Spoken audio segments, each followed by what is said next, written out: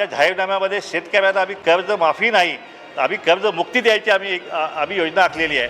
आम्ही विद्यार्थ्यांचे प्रश्न, रोजगारांचे प्रश्न, या ठिकाणी एखादा मुलगा ग्रॅज्युएट झाला त्याने नोकरीसाठी जायचं कुणाकडे, त्यामुळे जतची MIDC असेल, कवठेमंकाळची असेल, कुपवाड MIDC असेल, सगळ्या MIDCमध्ये या ठिकाणी 80% कारखाने बंद पडलेले आहेत. आणि म्हणून ह्या शहराचे प्रश्न असतील, शेतकऱ्यांचे प्रश्न असतील, या ठिकाणी रोजगाराचे प्रश्न असतील, विद्यार्थ्यांचे प्रश्न असतील, दुष्काळी भागाचे प्रश्न आहेत, हे सगळे प्रश्न घेऊन ही सांगलीची लोकसभा आम्ही लढणार आहोत. या ठिकाणी धनगर समाजाचं मोठं मतदान आहे, त्याचप्रमाणे OBC समाज जो आहे तो सुद्धा आता आमच्यासोबत आहे. त्यामुळं आम्ही 70% आमचं मतदान या ठिकाणी होणार आहे.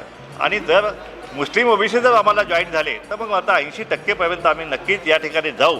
त्यामुळं आमचा विजय जो आहे तो आमचा एकतर्फी विजय जो आहे तो आमचा या ठिकाणी होणार आहे.